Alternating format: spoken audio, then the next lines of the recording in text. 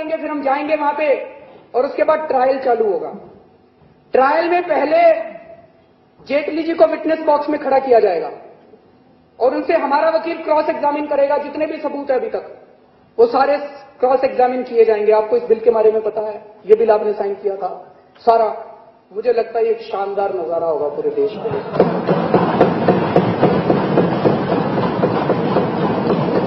मुझे तो लगता है 1 साल तक चलेगा अरुण जेटली जी का क्रॉस एग्जामिनेशन। अपने पैर पे इतनी बड़ी कुल्हाड़ी कोई वकील मार ले, मैंने तो सोचा भी नहीं था। और 7 लोग 6 के या 7 लोगों के खिलाफ किया है, तो 7 लोगों के 7 वकील क्रॉस एग्जामिन करेंगे जेटली जी को सबसे पहले। तब तक अगले चुनाव आ जाएंगे।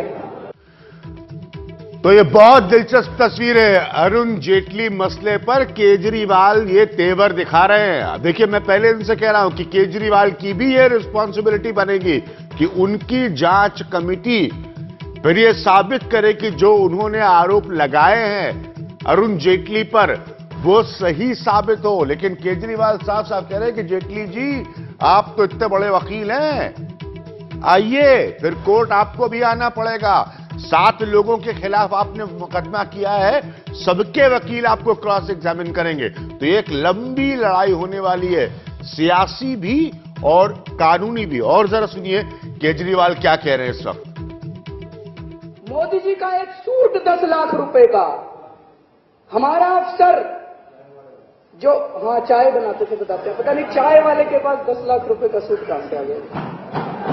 ऐसी कौन सी चाय बेचा करते थे 10-10 लाख रुपए के सूट, और बता रहे 1 लाख रुपए से कम तनख्वाह है। तो केजरीवाल पूछ रहे हैं कि मोदी जी ऐसी कौन सी चाय बेचा करते थे जिससे वो 10 लाख रुपए का सूट पहनने लगे। अब देखिए, ये ना सिर्फ अरुण जेटली है, ये नरेंद्र मोदी भी है, ये नरेंद्र मोदी भी है। तो बीजेपी चूंकि पूरी पार्टी मिलकर अरुण जेटली का इस वक्त बचाव कर रही है, ये कसके इस सियासी जंग की तैयारी करे। और साथ में मैं हमेशा जोड़ता रहूंगा कि केजरीवाल भी तैयार रहें ताकि वो अपनी विश्वसनीयता इस सियासी जंग में नहीं खोएं। कुछ और सुनिए केजरीवाल क्या कह रहे हैं, क्योंकि अब एक इंक्वायरी आयोग बैठा दिया गया है डीडीसीए के मामले में। तो अब डीडीसीए के मामले की दिल्ली सरकार की तरफ से जांच होगी। क्या यह जांच संभव है, इसको भी लेकर सवाल उठाए गए थे। इसके भी कानूनी पहलू को लेकर सवाल उठाए गए थे। इसके कानूनी पहलू पर कि क्या दिल्ली सरकार जांच कर सकती है, सुनिए रविशंकर प्रसाद क्या कह रहे हैं। आप एक वरिष्ठ वकील भी हैं, क्या आपको लगता है कि उनके पास अधिकार हैं आयोग बनाने के? देखिए, मुझे नहीं लगता दिल्ली सरकार को क्रिकेट की फंक्शनिंग के बारे में पावर लेकर इंक्वायरी करने का अधिकार है, ऐसा मुझे नहीं लगता। बाकी वो जो करना हो करे। तो इस वक्त रविशंकर प्रसाद ये कह रहे हैं। अब वापस सुनिए केजरीवाल। ये देखिए, ये बड़ी जबरदस्त जबानी जंग चल रही है। ये यहां इतना सारा नहीं है कि बीजेपी में सबने ऊपर से नीचे तक कह दिया कि साहब अरुण जेटली जी पर कोई आरोप निराधार है, तो वहां केजरीवाल चुप हो जाएंगे। केजरीवाल को भी यह साबित करना है, ओनस उनके ऊपर है कि कितने आरोप अरुण जेटली पर चिपक सकते हैं कानूनी दायरे में। और सुनिए केजरीवाल क्या कह रहे हैं। वो कह रहे हैं, सारी पार्टी इनकी खड़ी होकर कह रही है इनोसेंट है, इनोसेंट है। अगर इनोसेंट है तो साबित करें, कमीशन ऑफ इंक्वायरी के सामने आए। डर किस चीज का लग रहा है? आपने हमारे ऊपर सीबीआई की रेड करी, हम नहीं डरे। हमने जांच के साथ सहयोग किया। 6 दिन हो गए आज, 8 दिन हो गए आज, हमने कुछ कहा? हमको डर नहीं लगता तुम्हारी सीबीआई को, तुमसे कमीशन ऑफ इंक्वायरी से तुमको डर लगता है। तो दाल में कुछ ना कुछ तो गड़बड़ है। तो केजरीवाल कह रहे हैं आपने हमारे ऊपर सीबीआई की रेड की, हम डरे क्या? हम कहां डरे? ये केजरीवाल कह रहे हैं। अब सुनिए, सुनते रहिए।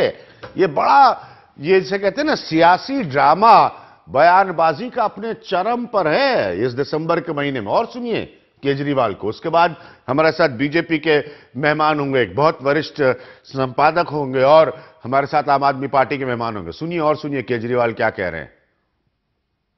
केस दर्ज कराने के वक्त इतने घबराए हुए हैं अगर वो, कि उनको 6 मंत्रियों की जरूरत पड़ी और इतनी बड़ी हम तो हियरिंग होती है, हम यूं चले जाते हैं। मैं उसके हमारे खिलाफ इतने केस कर रखे हैं लोगों ने। हमारे को डर नहीं लगता, क्यों? कुछ दिल में कुछ काला नहीं है, हमारा सब कुछ साफ है। हमको डर नहीं लगता, हमको जहां मर्जी बुला लो, इतने सारे केस चल रहे हैं पूरे देश के अंदर।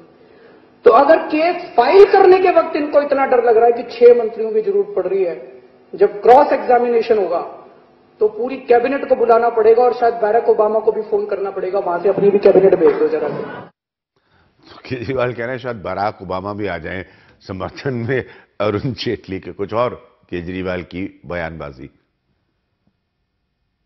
पिछले कुछ महीनों में मैं भारतीय जनता पार्टी के बहुत सीनियर लोगों से मिला, कई केंद्रीय मंत्रियों से मिला, बीजेपी के कई सीनियर लीडर से मिला। उन्होंने प्राइवेट में बताया कि जब से दिल्ली की हार हुई है, दिल्ली के अंदर ना केवल भाजपा हारी, दिल्ली के अंदर भाजपा का पूरी तरह से सफाया हो गया।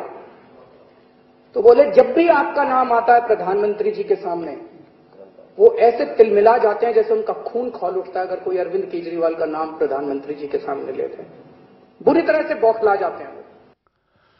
तो अरविंद केजरीवाल, जिसे अंग्रेजी का एक फ्रेज, अंग्रेजी का जुमला है, ये सेट द स्टेज। तो अब उन्होंने मंच तैयार कर दिया है। ये जबरदस्त कानूनी और सियासी जंग दोनों के लिए। अभी मैं इस विषय पर तो आया ही नहीं हूं कि नरेंद्र मोदी ने आज क्या कहा अपनी पार्लियामेंट्री पार्टी में और उसका क्या अर्थ लगाया जा रहा है। अभी तो हम केजरीवाल पे, हम उस पर भी आएंगे। हमारे साथ आलोक मेहता साहब इस वक्त मौजूद हैं, शाहनवाज हुसैन भारतीय जनता पार्टी के सीनियर स्पोक्स पर्सन मौजूद हैं, आशीष खेतान मौजूद हैं जो कि आम आदमी पार्टी को रिप्रेजेंट कर रहे हैं।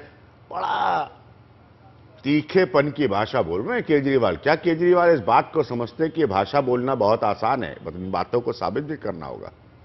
देखिए अभिज्ञान जी, यही मुझे लगता है, बाकी तो कानूनी लड़ाई है, निश्चित रूप से उनके पास जो सबूत हैं, जैसे हम लोग कहते हैं ना कटाक्ष की भाषा बोल रहे हैं। बड़े कहा कि ओबामा को भी ले आइएगा, 6 कैबिनेट मिनिस्टर को लेके आते हैं आप एक हियरिंग में, तो बड़े कटाक्ष की भाषा है ये। देखिए जैसे चुनावी सभाओं में मोदी जी बोलते हैं, वो बाद में कई जगह विदेश में भी बोल आते हैं, हाँ, हाँ। उसी तरह से केजरीवाल जी विधानसभाओं में भी तीखा उन्हें अपनी चुटकी लेने का जो उनका अंदाज है, हाँ। वो बोले हैं। लेकिन ये बात सही है कि देखिए परिवार के बारे में क्यों पैसा डीडीसीए का कहाँ गया, वो सब प्रमाणित करने में उनके लिए भी मुसीबतें आने वाली है। हाँ। और दूसरा मुझे जो शंका लगती है, मैंने शंका क्या है, कानूनी आधार होना चाहिए। हाँ। रविशंकर प्रसाद ने चाहे वो बताए ज्यादा लोग कानूनविद कि दिल्ली केंद्र शासित प्रदेश है, जांच आयोग कैसे दिल्ली सरकार बना पाएगी बगैर उपराज्यपाल? नहीं, वो उन्होंने बनाया। आज की स्थिति में उसके प्रस्ताव को उन्होंने दिल्ली विधानसभा में पारित किया। मैं सवाल आशीष खेतान से पूछूंगा।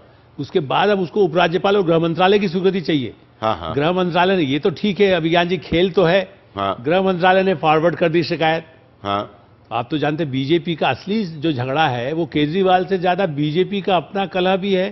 सही बात है, खाली बीजेपी के अपने कलह पर तो आएंगे। मुसीबत। आशीष खेतान, जो आप लोगों ने प्रस्ताव पारित किया है, क्या ये कानूनी तौर पर आपके लिए इस जांच का रास्ता बनाएगा, डीडीसीए की जांच का रास्ता बनाएगा?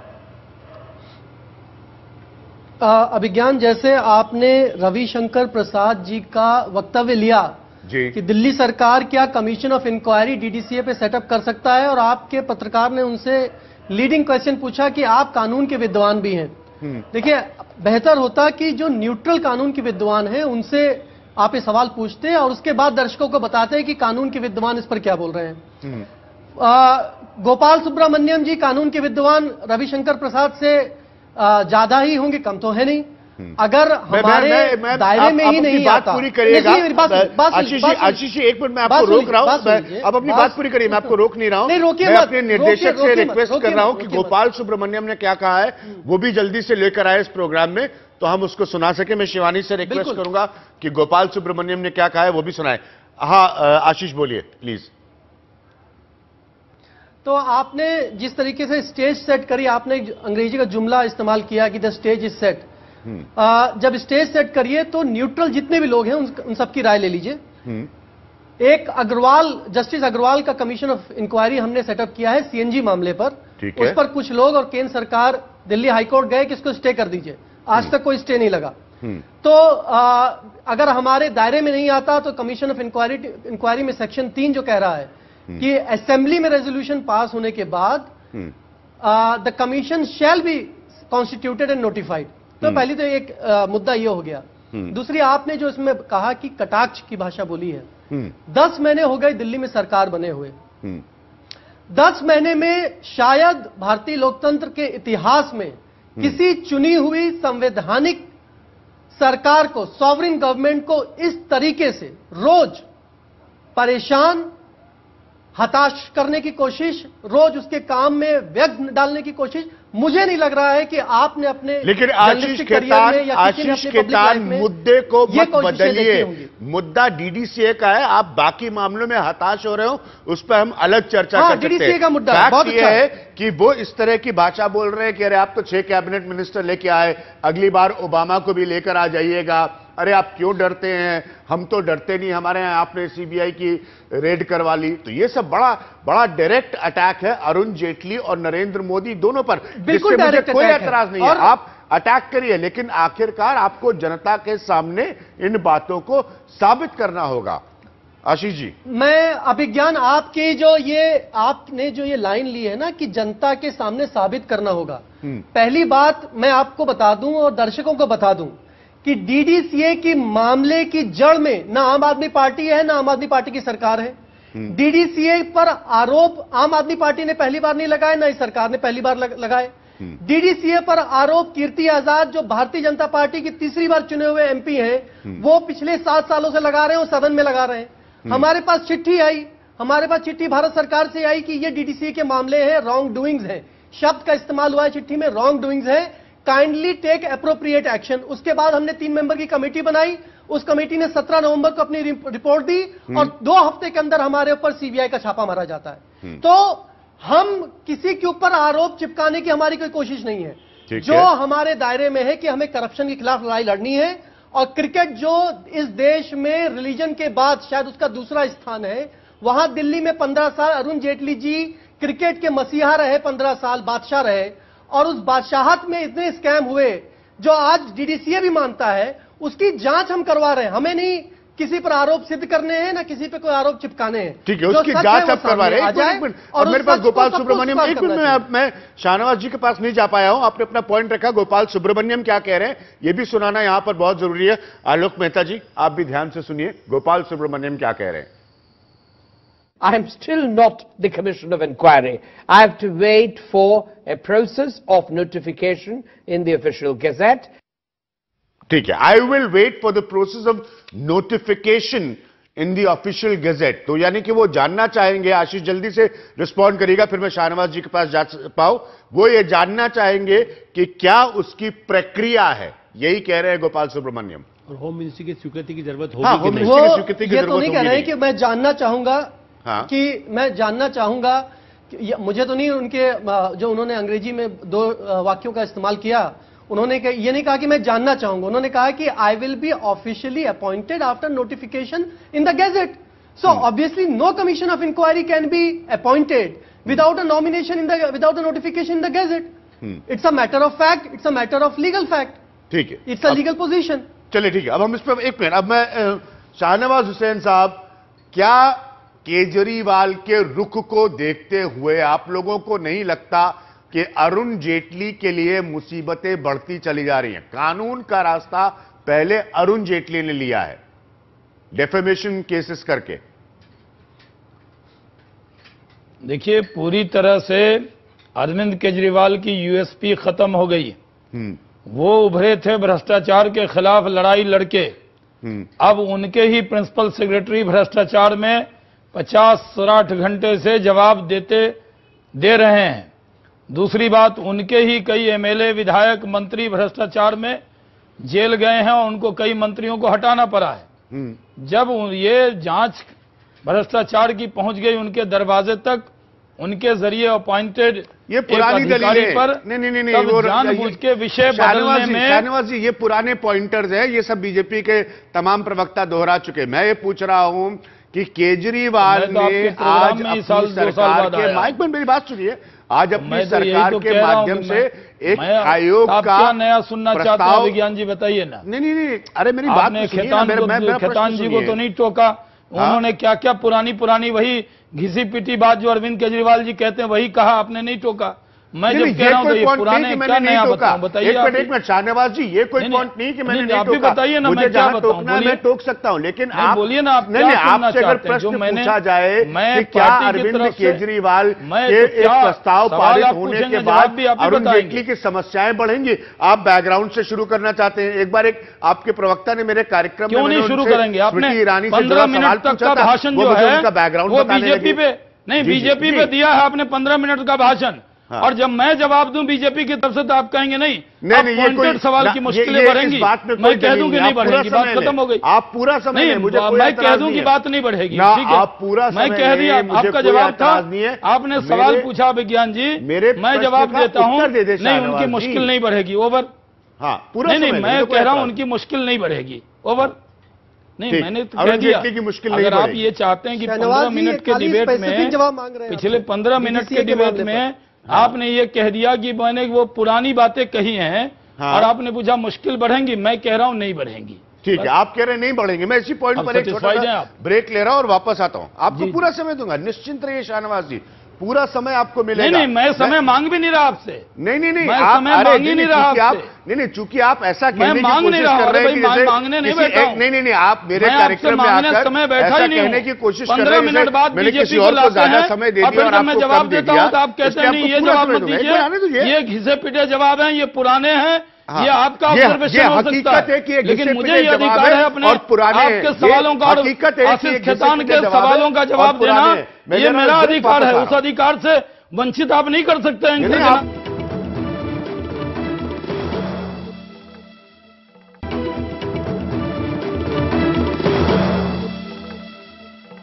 आलोक मेहता जी है मेरे साथ, आशीष खेतान है मेरे साथ और शाहनवाज हुसैन साहब मेरे साथ है। शाहनवाज हुसैन कह रहे हैं कि कोई दिक्कत नहीं होगी जहां तक अरुण जेटली के लिए आगे की कोई समस्या का प्रश्न है, क्योंकि दिल्ली की विधानसभा ने, केजरीवाल साहब उसमें बोल रहे थे, एक प्रस्ताव पारित किया है आयोग के लिए डीडीसीए में भ्रष्टाचार के गठन पर। अब सुनिए केजरीवाल और क्या कह रहे हैं जेटली पर, उसके बाद मैं वापस आऊंगा शाहनवाज हुसैन साहब के पास।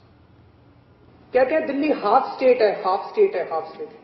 आधे राज्य का चौथाई मुख्यमंत्रियों में, और इतना डरे हुए हैं ये सारे, इतने डरे हुए हैं, इतने डरे हुए। रात को नींद में सपने में हम लोग आते हैं। इनका एक ही मकसद है, किसी भी तरह से केजरीवाल को और आम आदमी पार्टी को बर्बाद कर दो। हम लोगों को बर्बाद करने में लगे हुए हैं। इनका एक ही मकसद है, पूरी भारतीय जनता पार्टी का, नरेंद्र मोदी जी का, प्रधानमंत्री जी का, कि ये किसी भी तरह से केजरीवाल को और इसको बर्बाद करना चाहते हैं। लेकिन कहावत है, कभी ये एमएलए को पकड़ लेते हैं, कभी ये अफसरों को तंग करते हैं, एलजी को पीछे छोड़ रखा है, एसीबी को पीछे छोड़ रखा है, और अब तो इन्होंने अपना ब्रह्मास्त्र चला दिया, सीबीआई भी हमारे पीछे छोड़ दी। अब क्या करेंगे, अब क्या बचा? लेकिन कहते हैं जाको राखे साइयां, मार सके ना कोई। हां, अब ये आरोप जो है वो केजरीवाल शाहनवाज जी वापस सीधे आपकी सरकार और प्रधानमंत्री कार्यालय पर लगा रहे हैं। शाहनवाज जी देखिए विज्ञान जी, पहली बात तो यह है कि अगर डिबेट आप ये सोच रहे हैं कि अरुण जेटली को जितनी गालियां विधानसभा के फ्लोर पे दी है सुनाइए और आशीष खेतान बोले, और मैं 30 सेकंड भी ना बोलूं, और बोलूं तो आप टोकें। अगर आपका यह एजेंडा है कि अरुण जेटली के खिलाफ ही एक लाइन उनको डिफेंड करने भी ना आऊं, तो मैं उनका वकील के तौर पर बैठा हूं। जो पार्टी का प्रवक्ता होता है वो पार्टी से गाइडेड होता है। एजेंडे के लिए मुझे गाइड नहीं करिए। I am not employ of NDTV, I am employ, मैं एम्प्लॉय नहीं हूं। नहीं, मेरी बात बड़े स्पष्टता समझ लीजिए शाहनवाज जी, आप मुझे कोई एजेंडे का आधार मत समझाइए। आप 15 मिनट मुझे डिबेट में शामिल नहीं होने देते। आप अरुण जेटली के लिए पहले आशीष खेतान से बात करते हैं, फिर गोपाल सुब्रमण्यम का बयान दिखाते हैं, फिर बीच में 5 बार अरविंद केजरीवाल का बयान दिखाते हैं। हाँ। अगर आपका इरादा ये हो कि अरुण जेटली मैं क्या करूंगा, मैं 15 मिनट बुलवाएं और अरुण जेटली के लिए जवाब देने के लिए उसका बीजेपी का प्रवक्ता एक बार भी डिफेंड न करे, क्या बीजेपी के प्रवक्ता को आपने डिफेंड करने के लिए बुलाया नहीं है? नहीं, आप अपने मेरे प्रश्न का उत्तर अगर आप कहिए तो मैं हट जाता हूं इस प्रोग्राम से। नहीं, आप क्या मैं बीजेपी के प्रवक्ता के नाते नहीं, आप अपना जवाब दीजिए। आप जो इल्जाम अपना जवाब आप क्या गाइडेंस करेंगे? मैं जब जवाब देता नहीं, जवाब नहीं देने दे रहे हैं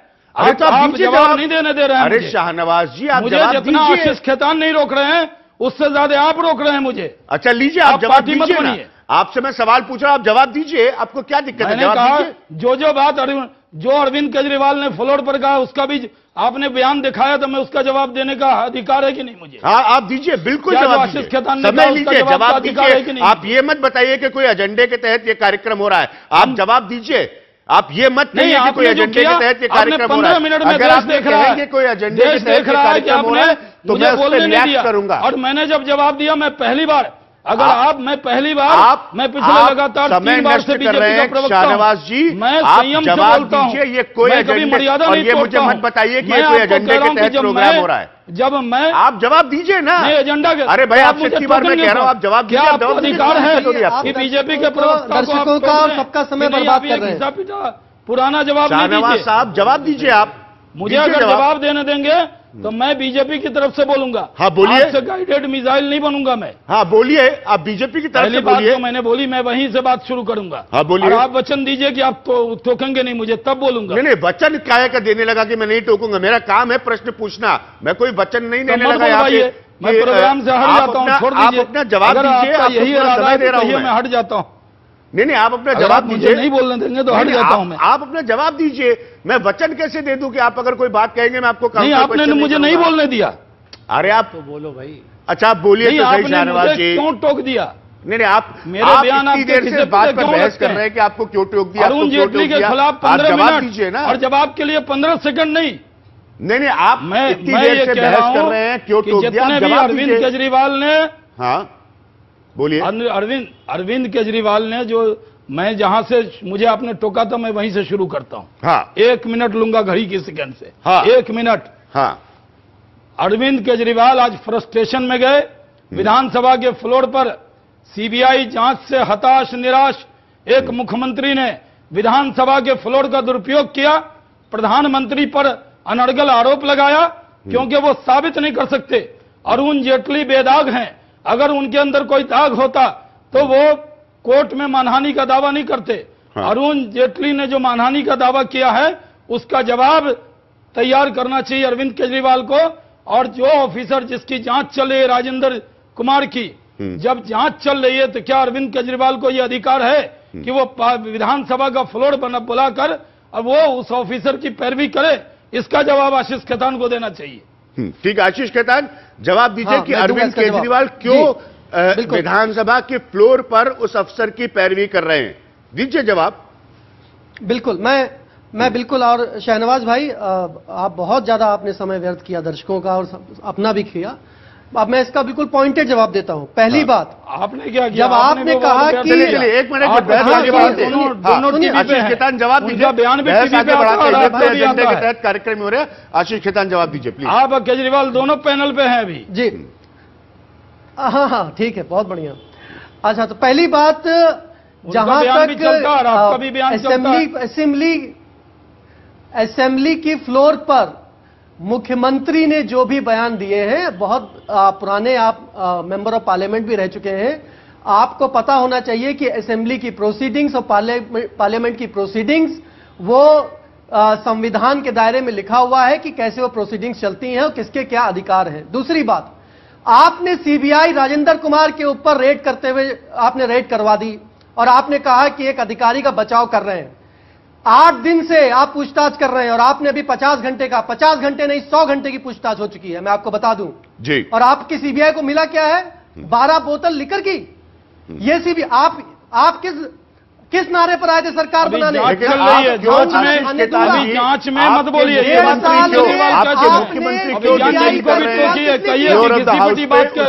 पुरानी बात, ये बात तो केजरीवाल का सुना चुके हैं आप। अब आप पूरी बात सुन लीजिए, अब बीच में चिल्लाइए ये मत। बात तो कह चुके हैं।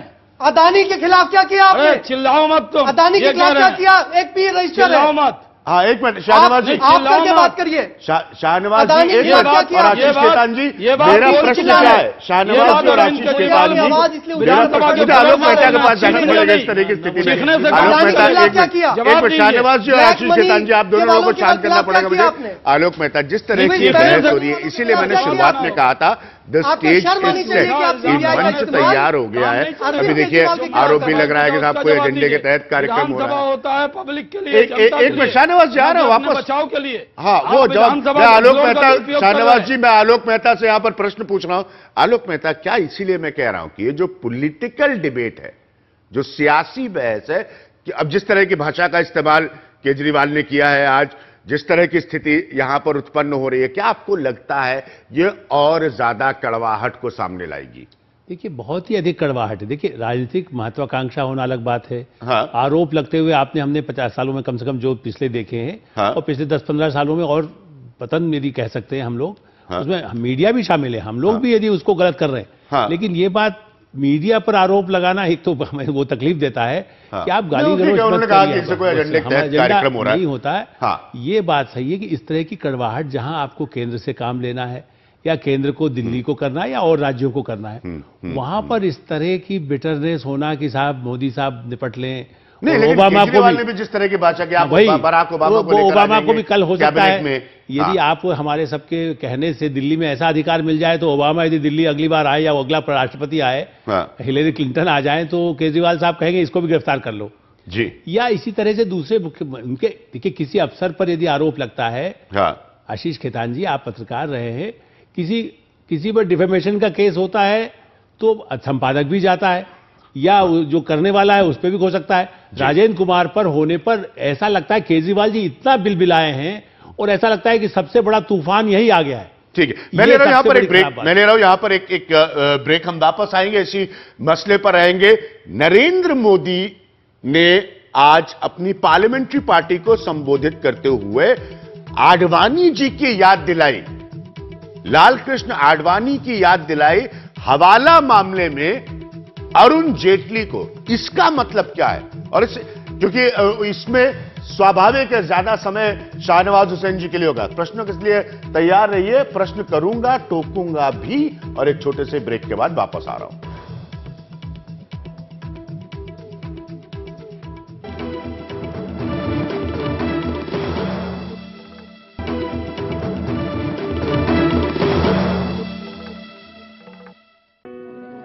नरेंद्र मोदी अरुण जेटली के बचाव में और जिक्र लाल कृष्ण आडवाणी के हवाला मामले में इस्तीफा देने का, उसके बारे में आडवाणी का खुद क्या कहना है। जैन हवाला मामले में डायरी के आधार पर जब मेरे ऊपर आरोप लगे, उस शाम मैं पंडारा रोड अपने घर पर था। मैंने सांसद के तौर पर इस्तीफा देने का फैसला किया। ये किसी और का फैसला नहीं था, वो मेरा था। अपने फैसले की जानकारी देने के लिए मैंने फौरन वाजपेयी जी को फोन किया। उन्होंने मुझे इस्तीफा देने से मना किया, लेकिन मैंने किसी की नहीं सुनी। एक राजनेता के लिए लोगों का भरोसा बनाए रखना सबसे बड़ी जिम्मेदारी होती है।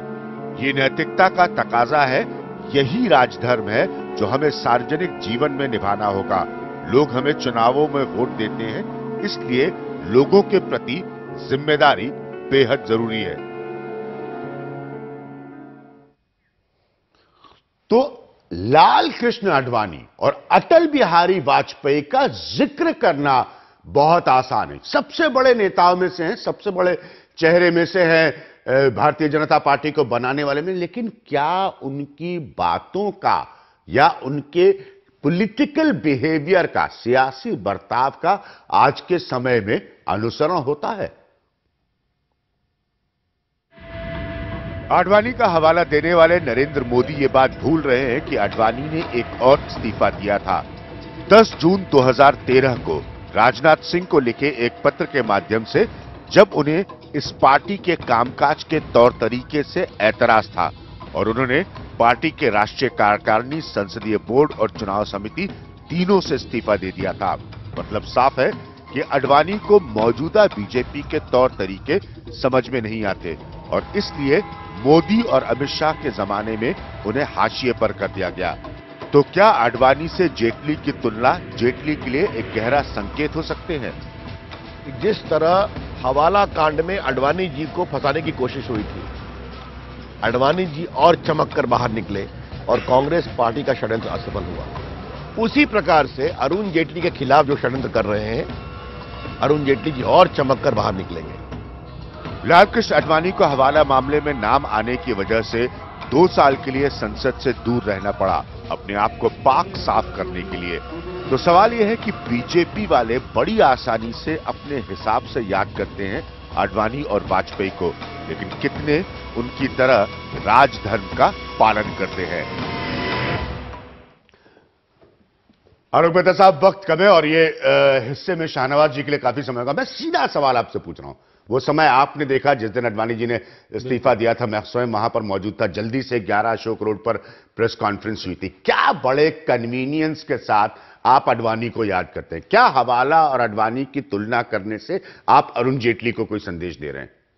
निश्चित रूप से आज जब जिस तरह की रिपोर्ट आई, आडवाणी जी ने इस्तीफा दिया था, संदेश क्या हो सकता है? फिर इस्तीफा दीजिए, और क्या संदेश है? यही, और खास करके उसी एक लाइन को हाईलाइट किया गया। वेंकैया नायडू जी ने प्रेस कॉन्फ्रेंस मैंने करके अब जो ब्रीफ किया, हाँ, उसमें बाकायदा कहा कि आडवाणी जी हवाला मामले का, हवाला में तो आडवाणी जी के मैंने नाम पर भी 10 लाख रुपए लिखा है जैन डायरी में, हाँ, वो नाम थे।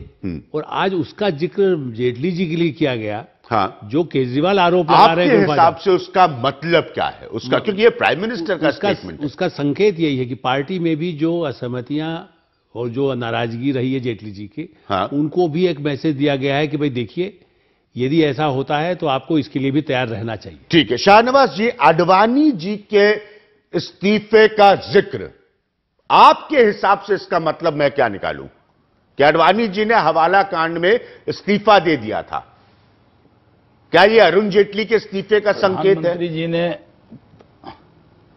प्रधानमंत्री जी ने इस्तीफा वर्ड का उपयोग नहीं किया, पहली बात तो ये आपको बता दूं। ठीक है, उन्होंने जो कहा, हाँ, उसको ठीक से दिखाइए। हाँ, उन्होंने कहा, जो वेंकैया जी ने ब्रीफ किया उनका भी एक बाइट दिखा देते आप। हाँ, उसमें उन्होंने कहा आडवाणी जी की तरह, हाँ, पाक साफ होकर निकलेंगे, हाँ, अरुण जेटली भी। हाँ, तो पार्टी का पूरा विश्वास है, आडवाणी जी में भी हमारा विश्वास था, हाँ, अरुण जी में भी विश्वास है। ये मामला डीडीसीए का है और अरुण जी के अध्यक्ष रहते कोई भी ऐसा घपला घोटाला नहीं हुआ। अरुण जी ने हिम्मत दिखाई, सीधे हिम्मत करके मंत्री होते हुए भी कोर्ट गए और मानहानि का मुकदमा ठोक दिया और कहा कि आपके पास अगर सबूत है तो जवाब दीजिए। ये हिम्मत दिखाई, उसका मिसाल दी। 2 साल इसमें इस्तीफा का कहां से सवाल आता है? 1998 में 1998 में आडवाणी जी जीत कर वापस आए तो उन्होंने उस पूरे समय अंतराल में संसद में कदम नहीं रखा लाल कृष्ण आडवाणी ने। तो फिर हम इसको क्या रीड करें? चमक कर वो बाहर आएंगे। मैंने रविशंकर प्रसाद की बाइट दिखाई, वो बीजेपी का स्टैंड है। हम क्या रीड करें इसको? और संसद में एक शब्द में बता, एक लाइन अभी बोल दो। शाहनवाज जी, अभी अदालत में ये साबित नहीं कर पाएंगे, अभी अदालत में साबित नहीं कर पाएंगे और चमक वही अदालत से पूरी तरह से माफी मांग के ये लोग आएंगे कि हमने गलती हो गई, अरुण जेटली पर हमने गलत आरोप लगा दिया, मानहानि के मुकदमे में ये लोग माफी मांग के केजरीवाल की बात आलोक मेहता कुछ कहना चाह रहे हैं? उस अदालत से वापस आएंगे। आलोक मेहता आप कुछ कहना चाह रहे हैं? जी, आपके पास बाइट होगी, आप देख लेंगे कल लोकसभा की बैठक में जिस समय कांग्रेस के लोग हल्ला मचा के आरोप लगा रहे थे, भाजपा के सांसद शांत रहे, मुस्कुरा रहे थे और कीर्ति आजाद बोले भाजपा की तरफ से, जो इनके खिलाफ बोले। ये संकेत क्या नहीं देता कि पार्टी में एक तरह से लोग उससे प्रसन्न होकर के या ये सोच करके कि भाई ठीक है, वरना तो मोदी जी और अमित शाह जी के समर्थन के बाद क्या पार्टी के 10 सांसद नहीं खड़े होते? बात कहना चाहूंगा, आप देखिए दूसरे मुद्दों पर हमेशा खड़े होते हैं, इस पर क्यों नहीं खड़े? आलोक जी, हम आम आदमी पार्टी और कांग्रेस वाले तो नहीं है, हम लोग तो बहुत संयम से बैठते हैं पार्लियामेंट में। इसकी हम शाबाशी दीजिए कि हम कितने सहनशील लोग हैं। कांग्रेस के हंगामे के बावजूद हमारे सांसद शाहनवाज जी, लेकिन साथ में इसकी सहनशीलता भी शाहनवाज जी, साथ में पूरा मुल्क भी ये देख रहा था कि कीर्ति आजाद ही आरोप लगा रहे हैं अरुण जेटली पर। आम आदमी पार्टी तो बाद में आती है। मसला तो कीर्ति आजाद का है, जो कि आपके एमपी हैं और 8 साल से मसला उठा रहे हैं। कीर्ति आजाद जी ने, अभिज्ञान जी, कीर्ति आजाद जी ने अरुण जेटली जी का एक बार भी नाम नहीं लिया। डीडीसीए तो खुद ही कहा है। लोकसभा में शाहनवाज जी वो कह रहे हैं, अरे आप पार्लियामेंट के फ्लोर पर सदन में कह रहे हैं, देखा एक बार भी नाम नहीं लिया। सदन में नाम लिया पार्लियामेंट में। संसद, आप इतने पुराने एमपी हैं, संसद के इतिहास में ऐसी तस्वीर नहीं देखी गई कि ट्रेजरी की तरफ से एक सीनियर मिनिस्टर और एक सीनियर एमपी आमने सामने। आशीष खेतान 20 सेकंड, बिल्कुल समय नहीं है मेरे पास, प्लीज। मैं बस एक बिल्कुल छोटी सी बात कहूंगा, सिर्फ 20 सेकंड है कि अगर जेटली जी हमारे ऊपर मुकदमा कर सकते हैं, हाँ। और जैसे कि शाहनवाज जी कह रहे हैं कि पूरी पार्टी साथ है, प्रधानमंत्री भी साथ है, सब कुछ सब पीछे है अरुण जेटली जी के, अरुण जेटली बिल्कुल पाक साफ पूरी पार्टी साथ तो है। सबसे पहले कीर्ति आजाद को पार्टी से निकाल दीजिए, कीर्ति आजाद पर अनुशासन की कार्रवाई करिए, कीर्ति आजाद के ऊपर डिसिप्लिनरी प्रोसीडिंग शुरू करिए, आपकी यहाँ की तरह आजाद को थोड़ा पार्टी है से जैसे एक्सपेल कर दीजिए। एक आवाज योगेंद्र आपने यादव कीर्ति ने मेरी उठाया, बात सुन लीजिए, एक आवाज बीच में मत बोलिए, बीच में मत आवाज बोलिए। योगेंद्र कीर्ति यादव ने आजाद को उठाया, आपने आपने पार्टी निकाल से दिया। एक्सपेल नहीं किया, ठीक है, चलिए, कीर्ति आजाद पे आपने डिफेमेशन नहीं किया, कीर्ति आजाद के ऊपर कोई कार्रवाई नहीं करी, और आप कह रहे हैं कि हमारे ऊपर डिफेमेशन केस करने से जो है हम आपकी तरह नहीं है कि अरविंद केजरीवाल जो बोले वही सही है, बाकी योगेंद्र यादव हो गया। चलिए शाहनवाज जी एक लास्ट पॉइंट, आशीष का टाइम बिल्कुल वक्त नहीं मेरे पास। शाहनवाज जी एक लास्ट पॉइंट आपसे, कीर्ति आजाद पर कोई कार्रवाई होगी, हाँ या ना? हाँ या ना? कीर्ति आजाद वो तो खुद ही कह रहे हैं मेरे ऊपर मानहानि का मुकदमा करिए, डीसीए पे मामला उठा रहे हैं, वो किसी व्यक्ति पे नहीं उठा रहे हैं, और वो पार्टी अध्यक्ष अपना निर्णय करते हैं। अभी हमारे यहाँ आम आदमी पार्टी नहीं है, जो योगेंद्र यादव ने बोला कुछ भी तो बाहर निकाल दिया।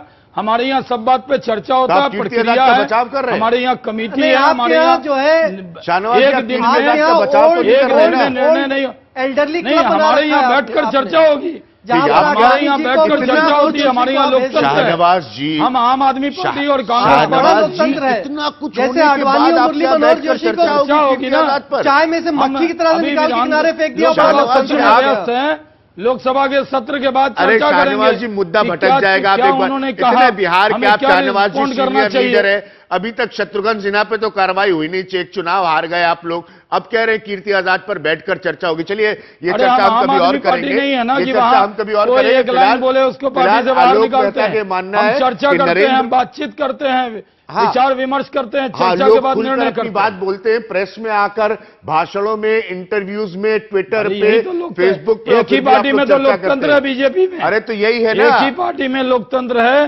जिसका नाम भारतीय जनता पार्टी है। जी जी, ये बीजेपी बाकी जगह जो सोनिया जी कहें सही, केजरीवाल जी से कहें सही, लालू जी कहें सही, नीतीश कुमार जी कहें सही, मुलायम सिंह कहें सही, और पार्टी में हमारे यहाँ तो सामूहिक नेतृत्व है, चर्चा होगी, विचार होगा। बहुत लोकतंत्र है, पूरी आजादी है सबको बोलने की, इस कार्यक्रम में भी बहुत लोकतंत्र है और किसी एजेंडे के तहत नहीं होता, लेकिन बहुत सारे जवाब है।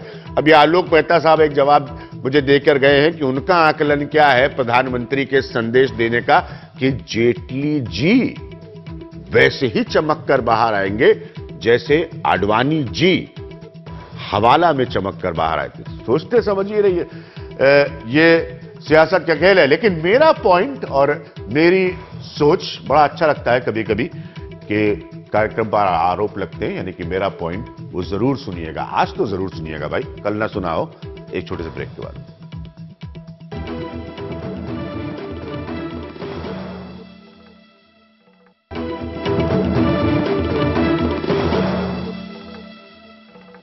और अब अंत में मेरा पॉइंट, बीजेपी और नरेंद्र मोदी के बचाव के बावजूद अरुण जेटली की मुश्किलें कतई कम होती नहीं नजर आ रही हैं।